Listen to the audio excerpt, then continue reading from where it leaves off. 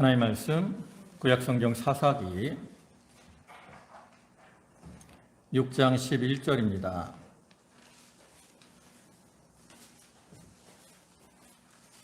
사사기 6장 11절 구약성경 페이지로는 370쪽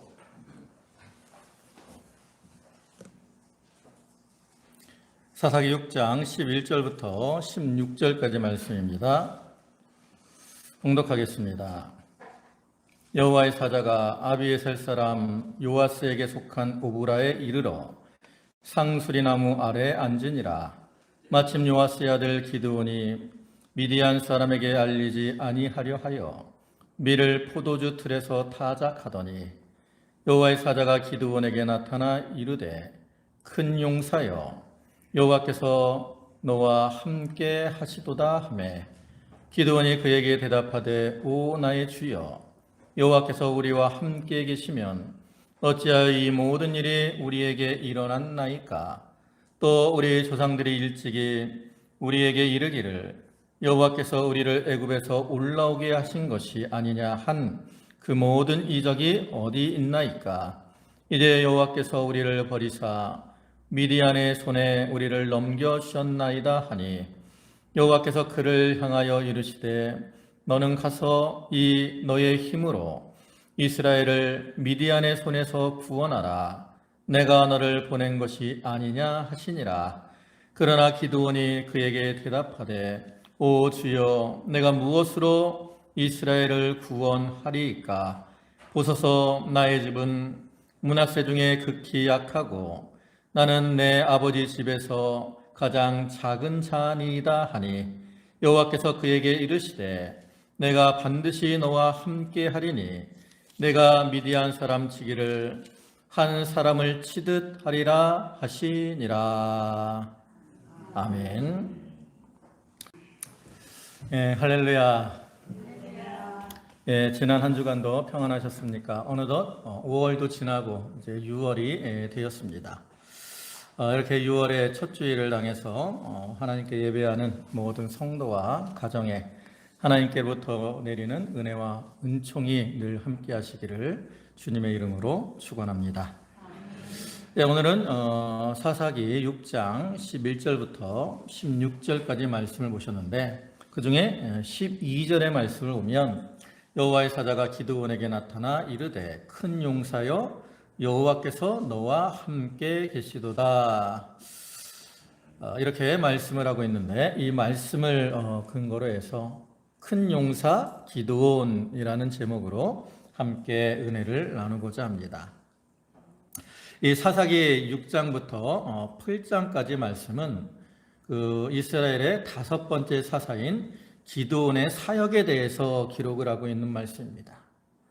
그래서 이 기드온은 우리가 잘 알듯이 사사시대를 대표하는 인물 중에 한 사람으로서 300명의 용사를 거느리고 나아가서 미디안의 대군 13만 5천의 그 대군을 물리친 그러한 인물인데요. 오늘 본문은 이제 하나님께서 그 사자를 통해서 기드온을 부르시는 이러한 모습이 기록되어 있어요.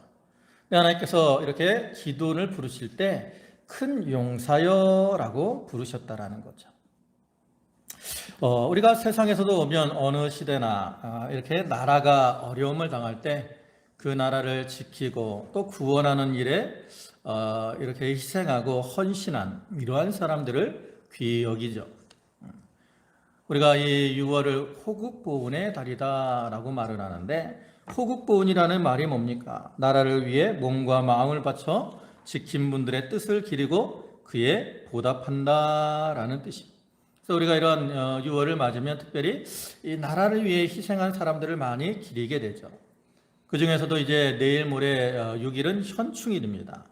이 현충일이라 이 말도 충렬을 드러내는 날이라는 뜻인데 그래서 민족과 국가의 수호 및 발전에 기여하고 애족한 분들의 애국심과 국토방위에 목숨을 바친 모든 이들의 충성을 기념하기 위한 국가 추념일입니다. 추념. 국경일이 아니고요. 이 현충일은 국경일이 아니에요. 국가 추념일입니다. 어떤 추모하는 이러한 기념일이죠. 또 우리가 이런 날들을 정해놓고 기념하는 것은 그들의 용기와 희생을 크게 여기기 때문이죠. 그럼 우리가 이제 여기서 한 가지 생각을 해볼 것은 이처럼 나라를 위해서 희생하고 헌신하는 이러한 사람들은 언제 많이 나오는가 하는 겁니다. 즉 나라가 평안할 때 이런 사람들이 많이 나오느냐, 아니면 나라가 힘들고 어려울 때 이러한 사람들이 많이 나오느냐. 우리가 잘 알듯이 우리나라도 일제 치하 시대, 또 6.25와 같은 그러한 전쟁, 이렇게 어려움을 많이 당할 때 이 나라와 민족을 위해서 희생한 사람들이 많이 나왔죠. 그러니까 보통은 나라가 평안할 때보다는 힘들고 어려운 이러한 상황에서 나라와 민족을 위해서 희생하는 사람들이 많이 나오게 됩니다. 오늘 본문에서 하나님께서 기드온을 부르시는 때는 어떤 때입니까? 그러면 이스라엘 나라가 평안할 때입니까? 아니면 힘들고 괴로운 때입니까? 오늘 본문 1절부터 앞에 1절부터의 말씀을 보면 이렇게 말씀을 하죠. 이스라엘 자손이 또 여호와의 목전에 악을 행하였으므로 여호와께서 7년 동안 그들을 미디안의 손에 넘겨주시니 미디안의 손이 이스라엘을 이긴지라. 이스라엘 자손이 미디안으로 말미암아 산에서 웅덩이와 굴과 산성을 자기들을 위하여 만들었으며 이스라엘이 파종한 때면 미디안과 아말렉과 동방 사람들이 치러 올라와서 진을 치고 가사에 이르도록 토지 소산을 멸하여 이스라엘 가운데 먹을 것을 남겨두지 아니하며 양이나 소나 나귀도 남기지 아니하고 그랬습니다.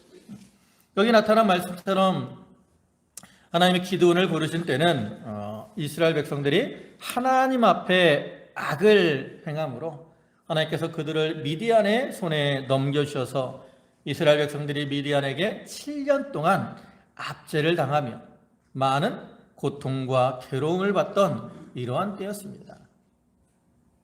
이스라엘 백성들이 이렇게 괴로움을 당하니까 이제 자기들의 죄를 깨닫고 하나님 앞에 부르짖음으로 하나님께서 그러한 이스라엘 백성들의 부르짖음을 들으시고 그들을 구원하시기 위해서 이제 기드온을 부르셨는데, 그리고 그를 통해서 이제 이스라엘을 구원하는 큰 일을 이루어 나가게 하시는 거예요. 그런데 우리가 이제 사사기, 요즘 새벽 예배 시간에 우리가 사사기 말씀을 이렇게 살펴보고 있는데 그 말씀들을 쭉 보면 기드온이 하나님 앞에 하나님이 그를 큰 용사다라고 부르실 만한 그러한 어떤 완벽한 이러한 사람이 아니라는 거죠.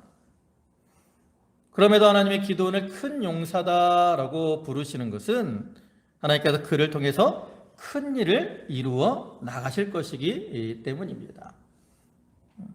그와 같이 오늘날 우리들도 참 하나님 보시기에 부족하고 온전하지 못한 그러한 자들이지만 하나님께서는 우리를 통해서 큰 일을 이루어 나가기를 원하고 계셔요.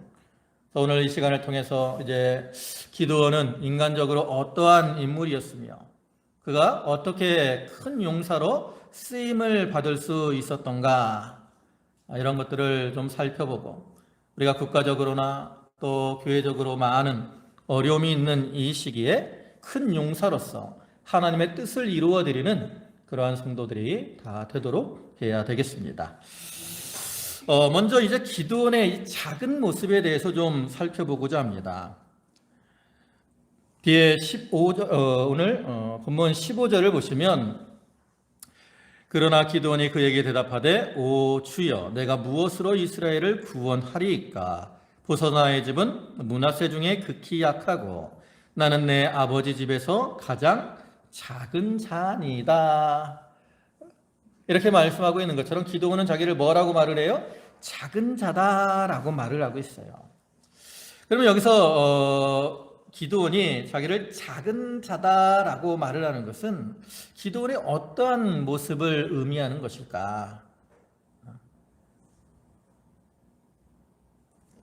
이 기드온이 작은 자다라는 것은 기드온의 입장에서 볼 때 작은 자다라고 하는 것이 있고요, 하나님의 입장에서 보실 때 작은 자의 모습으로 보이는 것이 있습니다. 그래서 기드온이 자기를 먼저 기드온의 입장에서 자기를 작은 자다라고 하는 것은 자기를 낮추고 겸손하게 행하는 것을 의미하는 거죠. 기드온은 여기서 무엇이라고 말합니까? 나의 집은 므낫세 중에 극히 약하고 나는 내 아버지 집에서 가장 작은 자다라고 말을 하는데, 그럼 과연 기드온의 가정이 이 말처럼 약하고 부족한 그러한 모습이냐? 우리가 성경을 쭉 읽어오면 결코 그렇지가 않다라는 거죠. 이제 뒤에 25장에 보면 하나님이 기드온을 부르신 다음에 기드온에게 첫 번째 하시는 명령이 뭐예요? 그 오브라에 있는 바알의 단을 헐고 그 옆에 있는 아세라 상을 찍어서 하나님 앞에 번제를 드리도록 명령을 하죠. 그래서 이제 기드온이 그 일을 행하는데 그 일을 기드온은 혼자서 행합니까? 그렇지 않아요. 기드온은 종 10명을 데리고 가서 그 일을 행했다라고 말씀을 합니다. 여러분, 기드온의 집에 종이 몇 명이 있어요? 예? 모르죠. 몇 명 있다고 나오지 않았으니까. 근데 최소한 몇 명 이상은 돼요? 10명 이상. 왜? 10명을 데리고, 총 10명을 데리고 가서 일을 했거든요. 그러니까 기드온의 집에는 최소한 10명, 종이 10명 이상이 돼요. 여러분의 집에는 과연 종이 몇 사람이나 있습니까? 요즘은 뭐 종이 없죠. 근데 우리가 옛날에 종 한두 사람만 종을 둔다는 것도 그거는 집안이 보통 좀 형편이 괜찮지 않으면 쉬운 게 아니라고. 근데 기드온의 집엔 종이 몇 명 있어요? 최소한 10명이야. 그러니까 그걸 볼 때 기드온의 집은 어떤 경제적으로 꽤 부유한 이러한 가정이었다라는 것을 알 수 있죠. 그 다음에 이제 기드온이 그 일을 행한 다음에 이 오브라 사람들이 기드온을 끌어내서 죽이려고 하죠. 그때 이 기드온의 아버지인 요아스가 그 오브라 사람들에게 이제 너희가 바알을 위해서 변호하느냐? 바알이 신이면 바알이 자기를 위해서 친히 행할 것이다 라고 기드온을 변명을 하죠. 기드온을 변호한다고. 근데 이렇게 그 사람들 앞에서 기드온의 아버지인 요아스가 아들을 변호할 수 있다라는 것도 그 기드온의 아버지가 이렇게 낮고 천한 이러한 사람이라면 감히 그렇게 할 수가 없어요. 사람들이 들어주지도 않는다고. 근데 기드온의 아버지가 그 오브라에서 어느 정도 권세를 가지고 있기 때문에 그 아버지가 이렇게 나가서 말을 할 때 사람들이 그 말을 듣는 거죠. 또 그 다음에 기드온이 이제 군사를 모집하기 위해서 나팔을 불 때 그 기드온의 족속인 아비엘 사람들이 제일 먼저 이제 그 부름에 호응해서 나가게 되는데, 그것도 기드온의 집안이 그 아비에셀 그 족속 가운데서 어느 정도 인정을 받았기 때문에 기드온이 부를 때 사람들이 호응해서 나가는 거죠. 그러니까 이걸 볼 때 기드온은 세상적으로 어느 정도 권세도 있고 경제적으로도 부유한 그러한 위치에 있었는데, 그러한 기드온이 자기를 작은 자다라고 말을 하는 것은 하나님 앞에서 자기를 낮추고 나아가는 거예요. 기드온의 겸손함은 여기만 나타난 게 아닙니다. 그 뒤에도 이제 나타나죠. 8장 1절을 오면 기드온이 전쟁을 하는 중에 이제 문제가 생깁니다. 8장 1절 보면 에브라임 사람들이 기드온에게 이르되 내가 미디안과 싸우러 갈 때에 우리를 부르지 아니하였으니 우리를 이같이 대접함은 어찌 됨이냐 하고 그와 크게 다투는지라. 전쟁을 하는데 누가 이 기드온과 다투려고 해요? 에브라임 사람들. 여러분, 기드온은 어느 지파 사람이냐면 므낫세 지파 사람입니다. 그럼 이 므낫세와 에브라임은 어떤 관계죠? 예? 므낫세와 에브라임은 어떤 관계예요? 친형제입니다. 12지파가 있는데 다른 사람들은 다 야곱의 아들이에요. 근데 이 므낫세와 에브라임 누구 아들이에요? 요셉의 아들이에요. 요셉의. 근데 원래는 이 므낫세가 형이고 에브라임이 동생입니다. 근데 이 요셉이 그 아버지 야곱에게 이 아들들에 대해서 축복해달라고 이제 데리고 오는데, 그래서 아버지가 이렇게 있으면 아버지 손에 있죠. 오른손 쪽에 므낫세의 머리가 닿게 하고 왼손에 이제 에브라임의 머리가 닿게 하도록 했는데, 아버지 야곱이 어떻게 해요? 손을 이렇게 어긋맞춰서 에브라임의 손에 머리에다 오른손 올리고 그 다음에 므낫세의 손에 왼손 올린다. 요셉이 그걸 싫어했지만 하나님께서 그렇게 하라고 하셨기 때문에 이제 그렇게 축복을 한 거거든요. 그래서 누구를 더 높여준 거예요? 에브라임을 더 높여준 거예요.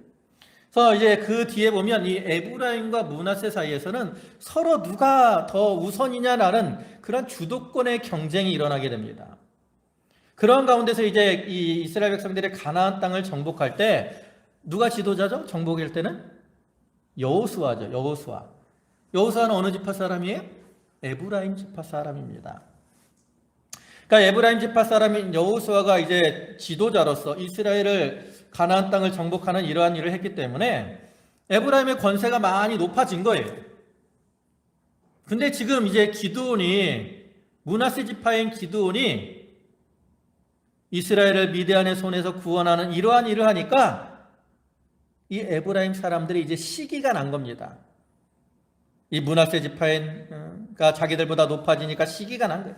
그래가서 그러한 시기심을 가지고 말도 안 되는 트집을 잡으면서 네가 전쟁하면서 왜 우리는 부르지 않았느냐라고 이제 시비를 걸고 다투려고 하는 거죠. 근데 여러분 이때가 어떤 상황입니까? 전쟁이 끝난 때예요? 아직 전쟁이 끝나지 않았어요. 기드온은 이제 미디안 군대를 추격하려고 하는 이러한 때입니다. 근데 그들은 자기들의 어떠한 시기심 때문에 싸우고 다투려고 하는 거죠. 근데 이렇게 에브라임 사람들이 이제 이 기드온에게 시비를 걸 때 기드온이 어떻게 그들에게 대답을 합니까? 이어지는 8장 3절과 2절과 3절을 보면 기드온이 그들에게 이르되 내가 이제 행한 일이 너희가 한 것에 비교되겠느냐? 에브라임의 끝물 포도가 아비에셀의 만물 포도보다 낫지 아니하냐? 하나님이 미디안의 방백 오렉과 스엡을 너희 손에 넘겨주셨으니 내가 한 일이 어찌 능히 너희가 한 것에 비교되겠느냐 하니라. 기드온이 이 말을 하며 그때 그들의 노여움이 풀리니라. 기드온은 이렇게 에브라임 사람들의 시비에 대해서 그들이 한 일을 높여주고 자기가 한 일은 보잘것없다라고 하면서 자기를 낮추고 겸손하게 행함으로 그 에브라임 사람들의 이 노여움, 분노를 풀어주었다라는 거죠. 또 뒤에 8장 22절 보면 이 전쟁이 끝난 이후에 이스라엘 사람들이 기드온에게 당신이 우리를 미디안의 손에서 구원하셨으니까 당신이 또 당신의 아들이 당신의 손자가 왕이 되어서 우리를 다스려 주십시오라고 요청을 합니다.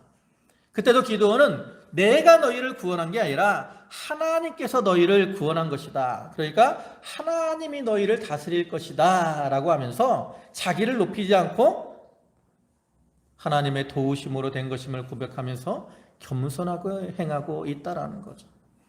그러니까 기드온이 이렇게 자기를 작은 자다라고 표현한 것은 기드온의 겸손함을 보여주는 겁니다. 근데 반대로 하나님 편에서 이 기드온이 작은 자라는 그러한 뜻은 기드온의 연약하고 부족함을 보여주는 겁니다. 우리가 사사기 6장부터의 말씀을 쭉 보면 기드온의 사역에 대해서 기록하고 있는데 거기는 기드온이 잘한 이러한 모습도 나타나 있지만 참 부족하고 연약한 이러한 모습들도 많이 나타나죠. 기드온의 연약한 모습들이 어떻게 나타납니까? 첫째로는 기드온은 대적들을 많이 두려워했어요. 오늘 본문에 나타나죠. 본문 11절 보시면 거기 밑에 마침 요아스의 아들 기드온이 미디안 사람에게 알리지 아니하려 하여 밀을 포도주 틀에서 타작하더니 그랬어요. 여러분 이 여호와의 사자가 기드온을 부를 때 기드온이 뭐 하고 있었어요? 타작을 하고 있었습니다. 타작. 근데 여러분 타작하는 모습을 한번 생각을 해보세요. 어디서 타작을 하고 있어요? 포도주 틀에서.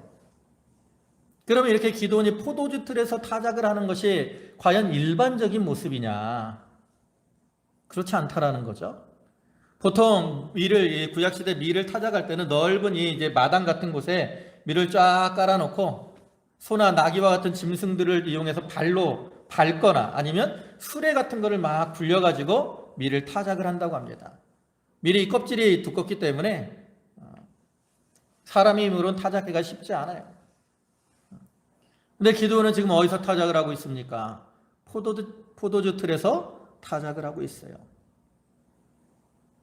이 포도주 틀은 이렇게 좁은 거예요. 좁은 거. 거기서 밀을 타작을 하려니까 얼마나 힘들고 불편하겠습니까?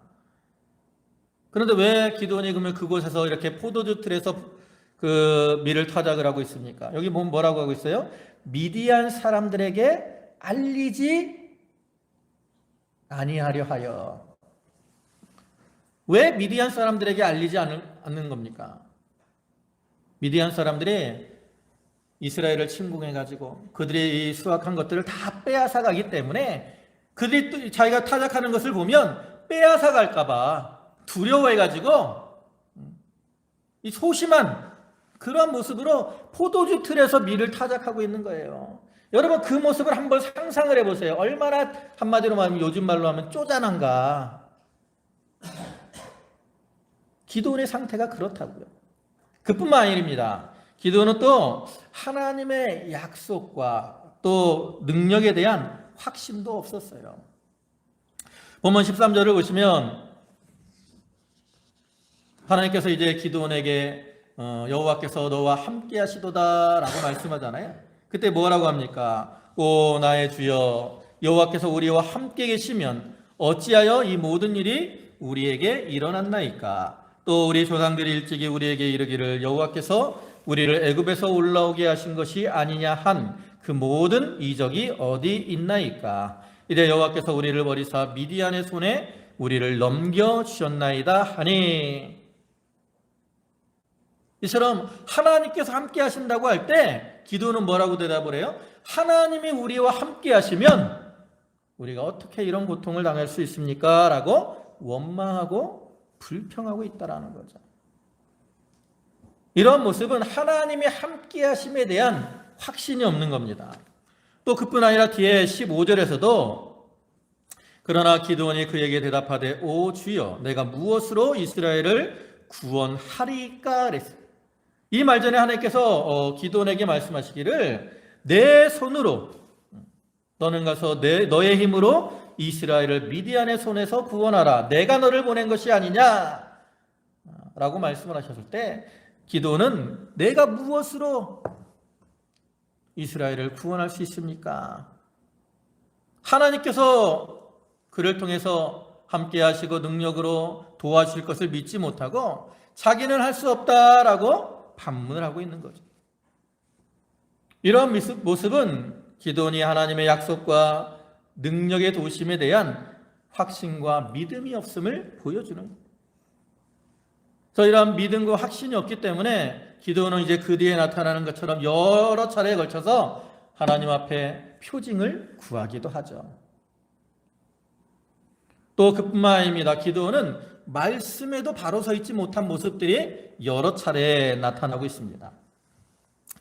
여러분 우리가 본문을 보면 이스라엘 백성들이 이렇게 미디안에 의해서 압제를 당하고 고통을 당하는 이유가 뭐죠? 앞에 1절에서 뭐라 그랬어요? 그들이 여호와의 목전에서 악을 행함으로 그랬어요. 무엇을 행했기 때문에? 악을 행했기 때문에. 즉 이스라엘 백성들이 이렇게 고통을 당하는 건 결국 뭐 때문이에요? 말씀을 어기고 죄를 범했기 때문입니다. 근데 하나님께서는 이러한 징계에 대해서 이미 말씀을 통해서 여러 차례 경고를 하셨어요. 모세와 여호수아를 통해서도 이미 경고하셨고 또 율법을 통해서도 계속해서 경고를 하셨죠. 특별히 그 경고의 대표적인 말씀이 뭡니까? 바로 신명기 28장의 말씀이죠. 거기 보면 하나님께서 하나님의 말씀에 순종하는 자들에게는 복을 주실 것을 말씀하셨고 반면에 말씀을 불순종하는 자들에게는 저주를 당하게 될 것을 복보다 저주에 대해서 더 많이 기록하고 있다고.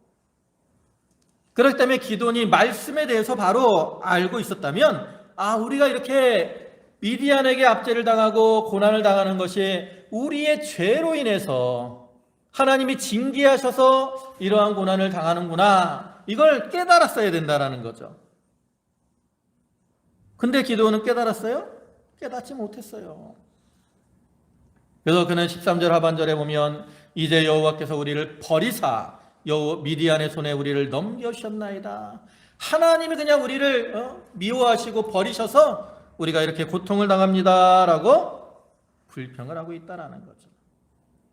이뿐 아니라 이제 이 이후에, 전쟁 이후에 기드온이 행하는 모습들이 있는데, 거기 보면 기드온이 이제 그 미디안의 두 왕 세바와 살문나를 죽이고 나서 그들의 그 약대의 목에 있던 초승달 형상의 장식을 취했다 그랬어요. 또 그 다음에는 그 이제 군사들에게서 노량물로 받은 금 귀고리를 가지고 뭘 만들었냐면 에봇을 만들어서 자기의 집 오브라에 두었다라고 말씀합니다. 근데 이것들도 다 하나님 말씀을 바로 알지 못하기 때문에 이렇게 행동을 한 거라는 거죠. 그래서 신명기 7장 25절을 보면 너는 그들이 조각한 신상들을 불사르고 그것에 입힌 은이나 금을 탐내지 말며 취하지 말라. 내가 그것으로 말미암아 올무에 걸릴까 하노니 이는 내 하나님 여호와께서 가증히 여기시는 것임이니라. 하나님께서 이렇게 우상을 섬기는 것에 관련된 것들을 탐내지 말고 취하지 말라 그랬어요.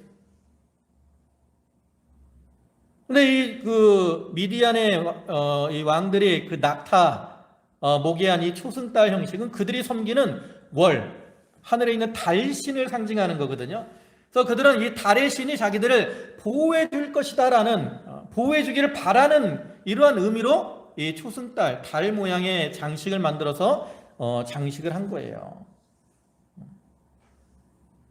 그 말씀을 어기고 나간 거죠.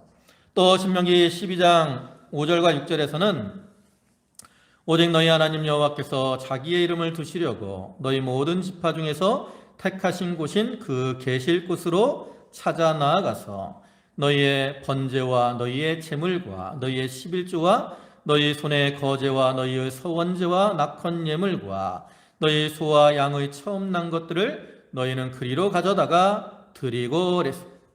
하나님께서 어디서 제사를 드리라고 말씀합니까? 언약궤가 있는 성소에서 하나님 앞에 제사를 드리라고 말씀을 하잖아요. 근데 이 기드온은 그 에봇을 만들어 놓고 거기서 그것을 자기 집에 놓고 거기서 하나님을 섬기고 그것을 통해서 하나님의 뜻을 알려고 했다라는 거죠. 그러니까 이러한 모습들에서 볼 수 있는 것처럼 기드온은 참 인간적으로 연약하고 부족함이 많은 그러한 사람이었다라는 거예요. 그런데 하나님은 그러한 기드온의 연약함과 부족함을 보지 않고 그를 뭐라고 부르셔요? 큰 용사다라고 부르시고 그를 통해서 큰 일을 이루어 나가시는 거예요. 그럼 이제 하나님께서 기드온을 큰 용사라고 부르시는 이유는 뭘까? 다시 말해서 기드온은 어떻게 큰 용사가 되었고 또 큰 일을 행할 수가 있을까? 이것도 하나님 편에서 그다음에 인간 편에서의 이유가 있습니다. 하나는 하나님 편에서는 하나님이 함께 하심으로 큰 용사가 되는 거예요. 본문 12절 다시 보시면 본문 12절을 다시 보시면 여호와의 사자가 기드온에게 나타나 이르시되 큰 용사여 여호와께서 너와 함께 계시도다. 큰 용사라고 부르면서 그 이유를 뭐라 그래요? 여호와께서 너와 함께 계신다라고 말합니다. 하나님께서는 하나님의 일꾼들을 부르실 때 주시는 약속이 있습니다. 그 약속이 뭐예요? 함께 하시겠다라는 거죠. 출애굽기 3장을 보면 하나님이 모세를 부르시는데 모세를 부르실 때도 뭐라고 하셨어요? 거기 출애굽기 3장 12절에 하나님이 이르시되 내가 반드시 너와 함께 있으리라. 반드시 하나님은 함께 하시겠다라고 말씀을 하셔요. 또 여호수아 1장을 보면 여호수아를 부르시는 그러한 모습이 나오는데 거기서도 여호수아 1장 5절을 보면 내가 모세와 함께 있던 것 같이 너와 함께 있을 것임이라. 여호수아도 함께 하시겠다라고 말씀하시죠. 그럼 하나님 구약 시대만 이렇게 함께 하시겠다라고 말씀을 합니까? 그렇지 않아요. 신약 시대에도 하나님은 우리와 함께 하시겠다라고 말씀하죠. 그것이 바로 마태복음 28장 20절의 말씀인데 내가 세상 끝날까지 너희와 항상 함께 있으리라. 그래서 이렇게 하나님이 함께 하실 때 우리는 큰 용사가 될 수 있어요. 왜냐? 하나님이 크신 분이기 때문에 그래요. 여러분 자녀들 어릴 때 보면 키가 얼마나죠? 요만합니다. 작죠? 그래서 어디 자녀들을 데리고 갔을 때 무슨 이제 공연이나 사람들이 많은 데서 뭘 보려 그러면 애들이 작아서 볼 수가 없어요. 그럼 아버지들이 어떻게 하죠? 어떻게 해요? 네, 목마를 태워주죠. 목마를 태우면 애가 작은 애인데 어떻게 됐어요? 커졌어. 그죠? 그래가지고 자기가 원하는 것을 볼 수가 있는 거예요. 그와 같이 우리 자신들은 다 어떤 사람들이에요? 작은 사람들이에요. 근데 하나님이 함께 하시면서 우리를 업어주시고 높여주시기 때문에 우리가 크게 되는 거예요. 아멘. 여러분, 하나님은 크신 분입니다. 능력이 크시고 지혜가 크시고 사랑이 크신 그런 하나님이라고. 그래서 우리는 그런 하나님을 의지하고 하나님과 함께 해야 돼요. 아빠가 아이를 높여서 보여주려고 목마를 태워주려고 하는데 애가 무섭다고 싫다고 거절하면 아이는 항상 아래에 있을 수밖에 없고 더 좋은 것을 볼 수가 없어요. 우리가 하나님이 우리와 함께 하실 때 우리도 하나님께 가까이 나아가서 하나님이 우리를 높여주실 때, 업어주실 때 하나님 앞에 달라붙어야 돼. 근데 사람들은 하나님이 함께 하시는 것을 어떻게 여깁니까? 귀찮게 여겨요. 왜? 말씀대로 하려고 하니까 그게 힘들거든. 그러니까 귀찮게 여기고 하나님에게서 떠나가려고 할 때가 많다라는 거죠. 근데 우리가 하나님에게서 떨어지면 우리는 결코 큰 자가 될 수 없어요. 하나님이 우리와 함께 하시며 우리를 안아주시고 업어주시려고 할 때 하나님께 달라붙어야 돼요. 목마를 타야 된다고. 그래야 우리가 큰 자가 될 수 있는 겁니다. 그 다음에 두 번째로 우리가 큰 자가 되는 것은 이제 인간편입니다. 인간편. 인간의 편에서 어떻게 해야 돼요? 하나님의 뜻에 온전히 순종한 거죠. 기드온이 큰 자가 된 것도 하나님의 뜻에 온전히 순종했기 때문입니다. 여러분, 이제 기드온이 하나님께서 이 이스라엘 백성들을 미디안의 손에서 구원하라고 하니까 이제 군대를 소집을 하죠. 모여온 군대가 몇 명이죠? 예? 처음에 모인 군대가 몇 명이에요? 32,000명입니다. 꽤 많죠? 32,000명. 근데 그때 미디안의 군대는 어느 정도 됐을까요? 사사기 7장 12절에 오면 거기 미디안과 아말렉과 동방의 모든 사람들이 골짜기에 누웠는데 메뚜기의 많은 수와 같다 그랬어요.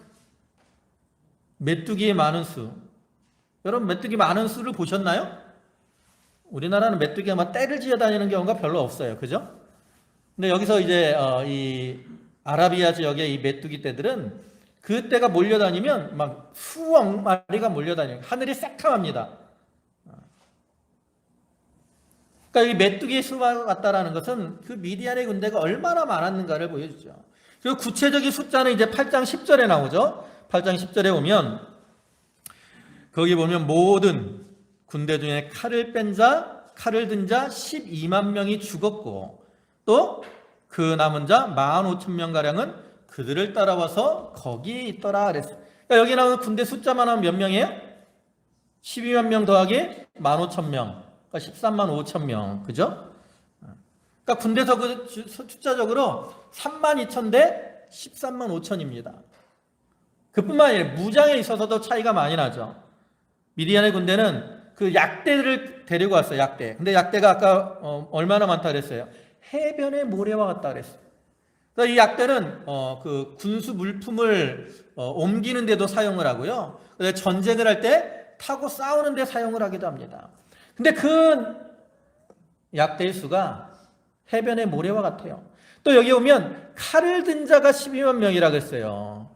12만 명이 다 칼로 무장을 하고 있다고. 반면에 이스라엘의 무장 상태는 어떻죠? 거기 7장 8절 보면 이에 백성이 양식과 나팔을 손에 든지라 그랬어요. 손에 뭘 들었어요? 양식. 미디안 군대는 낙타에다 양식을 싣고 다니는데 이스라엘 백성들은 손으로 들고 다녀. 여러분, 사람이 많이 들겠습니까? 약대가 많이 들고 다니겠습니까? 또 여기 칼도 없네? 나팔밖에 없네? 그만큼 이 기드온의 군대가 무장이 변변찮았다라는 것을 알 수 있죠. 근데 이러한 상황에서 하나님이 기드온에게 뭐라고 하시죠? 32,000명하고 135,000명인데 하나님은 이러한 상태에서 기도원에게 뭐라고 해요? 너희 군대가 많다는 거예요. 그러면서 이제 1차적으로 두려워서 떠는 자를 돌려보내라 라고 말씀하시죠. 그러니까 몇 명이 돌아갑니까? 22,000명이 돌아갑니다. 10,000명이 남았어요. 10,000명 대 이제 135,000에도 이제 1대 13이라고 최소한. 근데 하나님은 그때도 뭐라 그래요? 그것도 많다. 이제 강가로 내려가서 물을 먹는 모습을 보고 내가 구별하는 사람을 따로 분리해라. 그래가지고 엎드려서 강의 얼굴을 이렇게 대고 먹는 사람하고 손으로 이렇게 물을 떠서 개처럼 핥아먹는 사람하고 구별하게 했어요. 그리고 개처럼 핥아먹는 사람을 남겨두고 나머지는 다 돌려보내라고 하시죠. 그러니까 그렇게 남은 사람이 몇 명이에요? 300명이에요. 32,000명도 참 미디안 군대에 비하면 작고 보잘것없는데 이제 300명 남겨놓고 하나님은 뭐라는 거예요? 이제 그들을 데리고 가서 싸우라는 거예요. 물론 하나님께서 이제 이기게 해줄 것이다라는 약속은 여러 차례 주십니다. 근데 여러분 같으면 그 300명 가지고 13만 5천 명하고 싸우라 그러면 네 하고 나가서 싸우실 수 있겠어요? 전 자신이 없다고. 근데 기드온은 그 말씀에 순종해서 그 300명을 거느리고 나가서 싸웠다라는 거죠. 그러니까 하나님께서 이제 미디안 그 가운데서 자중질환이 일어나게 하시고 승리하게 하신 거예요.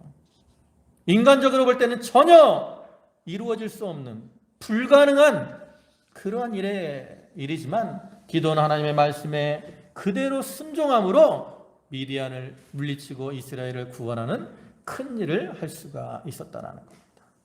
이제 말씀을 마무리합니다. 하나님께서는 이스라엘의 미디안에 의해서 압제당하고 고통당할 때 작은 사람 기드온을 부르셔서 큰 용사로 사용을 하셨습니다. 참으로 이 시대가 힘들고 어려움이 많은 그러한 때이지만 우리가 큰 용사가 될 때 그러한 어려움을 다 이겨나갈 수 있게 될 겁니다. 참 우리가 이 시간 하나님께 예배하는 모든 성도들이 하나님이 함께 하시며 능력으로 도와주심을 믿고 이제 하나님의 뜻에 온전히 순종함으로 큰 용사가 되어서 세상을 이기고 하나님의 뜻을 이루어드리는 그러한 삶을 살게 되시기를 주님의 이름으로 축원합니다. 아멘. 기도하시겠습니다. 만유의 주가 되시고 자비와 사랑과 능력이 무한하신 주님, 참으로 이 작고 미약한 저희들, 세상을 두려워하고 하나님의 약속을 믿지 못하고 말씀에서 떠나 살 때가 많은 자들이지만 하나님이 기드온을 부르실 때 큰 용사라 부르신 것처럼 오늘날 우리를 큰 용사로 부르시고 저희를 통해서 하나님의 뜻을 이루어 나가고자 하시니 감사를 드립니다. 주여, 하나님이 우리와 함께 하시며 우리를 도와주심을 믿고 이제 하나님을 의지하게 하시며 또한 하나님의 뜻에 온전히 순종함으로 큰 용사가 되어서 하나님의 뜻을 이루어 나아가는 저희 모두가 되게 하여 주시옵소서. 아버지 하나님, 저희 성도들 한 사람 한 사람을 기억해 주시고 약할 때에 강하게 하시는 하나님의 능력이 저들에게 더하여 주셔서 아버지 하나님, 그들이 하나님이 주시는 힘으로 강하게 되어서 세상을 이기고 마귀를 이기고 승리하는 삶을 살아가게 해 주시옵소서. 오늘도 귀한 주의를 허락하시고 저희를 발걸음을 인도하셔서 주님께 예배케 하시니 감사를 드립니다. 저희 성도들 감사함으로 주님께 예물을 드렸사오니 바치는 손길과 심령을 기억하여 주시고 성령의 은혜와 은총으로 저들에게 충만케 채워 주시옵소서. 감사하며 예수님의 이름으로 기도 올리옵나이다. 아멘.